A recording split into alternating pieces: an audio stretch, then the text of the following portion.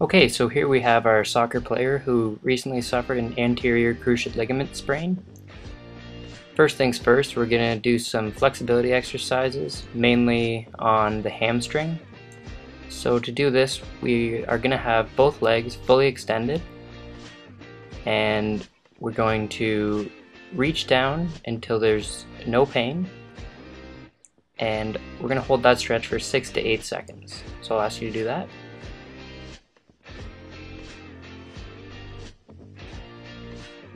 Now once that's complete, you can reach a little bit further until you feel the pain. Once you get to that point, I want you to relax a little bit and then hold it just before the pain for 30 seconds.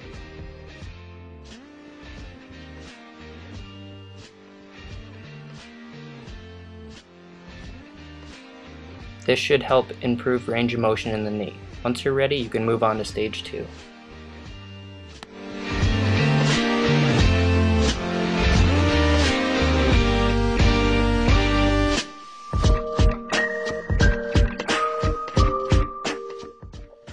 So here we are with our soccer player again, and once you feel comfortable doing stage 1 without pain, you can feel free to move on to stage 2.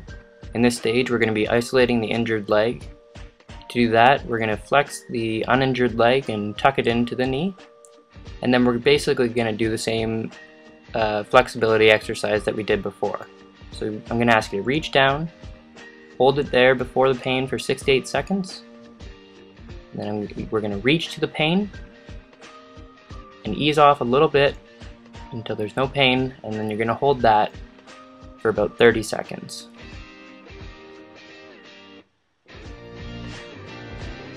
Our goal here is to go as far as we can to our end range without feeling any pain. Once you can do that, you can feel free to move on to stage 3.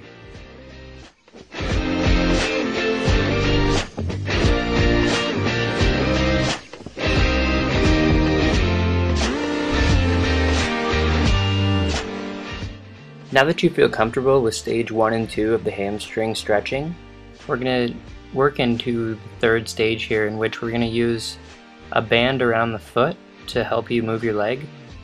It's important that you're able to move your leg at this point before you try the exercise. So what we're going to do is we're going to wrap the band around the foot, and this is going to take a little bit of strain off both the anterior muscles and the knee. And then we're going to lift it up and hold it before the pain for 6 to 8 seconds. Once we do that, we're going to go a little bit farther until we feel that pain, but we don't want to hold it there. We're going to ease off of the pain a little bit and hold it at that end range before the pain for another 30 seconds like we did before.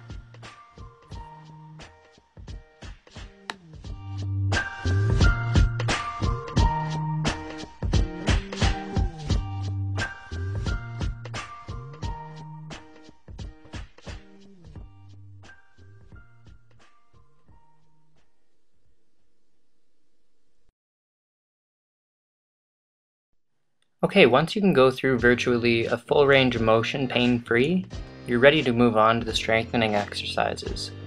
First off, we're going to start with an exercise on a rowing machine. You can find this usually at your local gym. So we'll start off just by going back and forth. Try not to go past 90 degrees just yet with your knees. And we're not going to be using the weight restriction just yet.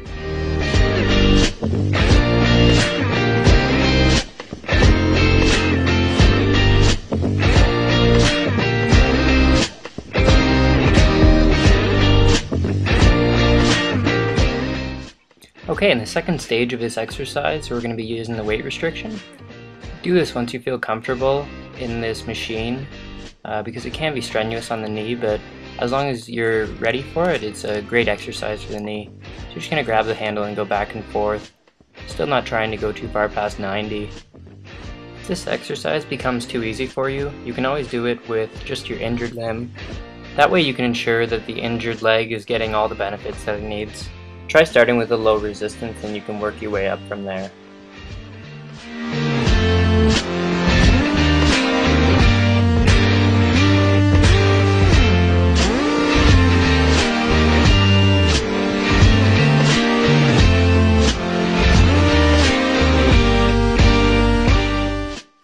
This next exercise is going to focus on strengthening the muscles around the knee. To do this, we're just going to lift up the leg with an ankle weight surrounding it and just go flexion to about just before 90 degrees. This will help regain muscle around the knee and it will also help with balance.